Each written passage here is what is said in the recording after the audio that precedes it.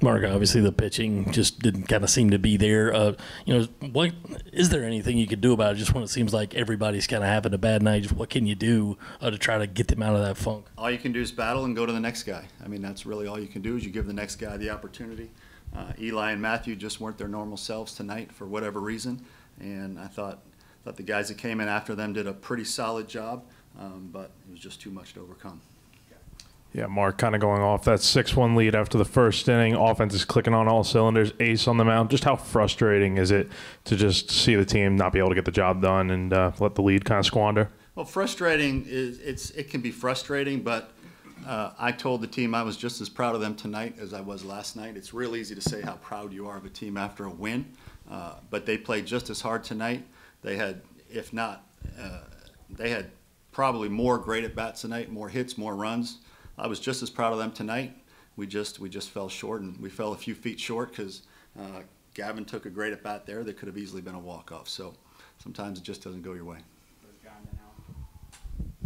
You went with a very offensive lineup tonight, and what went into some of the decision-making to move some guys around? Well, we had worked on that all week in case we needed to go to it because of an injury.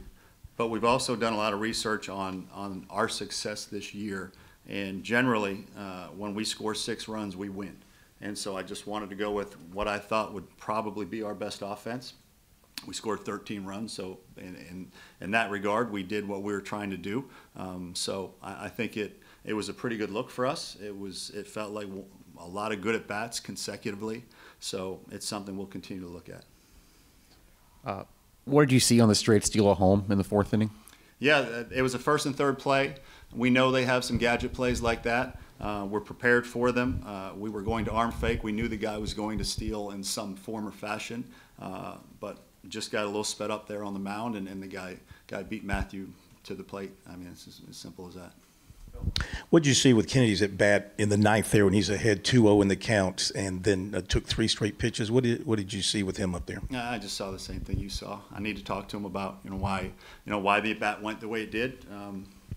He's human. It just didn't go his way, but I need to talk to him about that and see what he was seeing and make sure he can learn from it.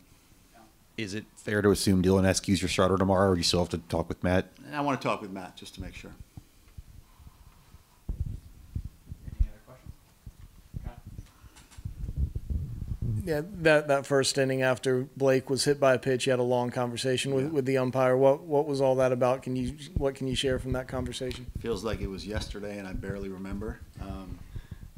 I just think if memory serves, I think they issued a warning to both teams, and I was very unhappy that we were part of the warning. And I didn't think it was fair that we would get a warning as well. We're the ones that got hit by a pitch.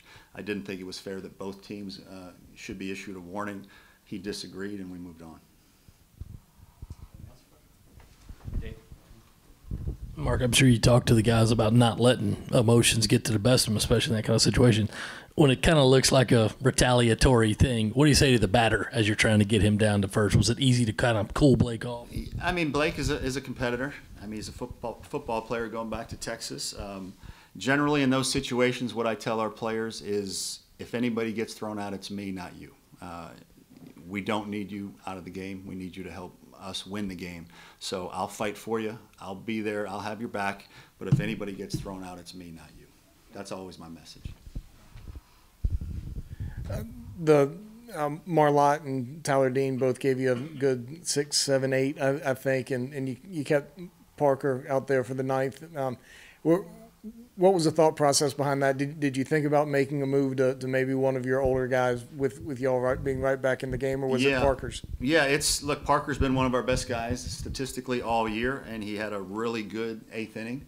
And we talked about this last night. The toughest decisions you make are, do you try to get a few more outs out of a guy that looks really good, or do you pass the baton to the next guy?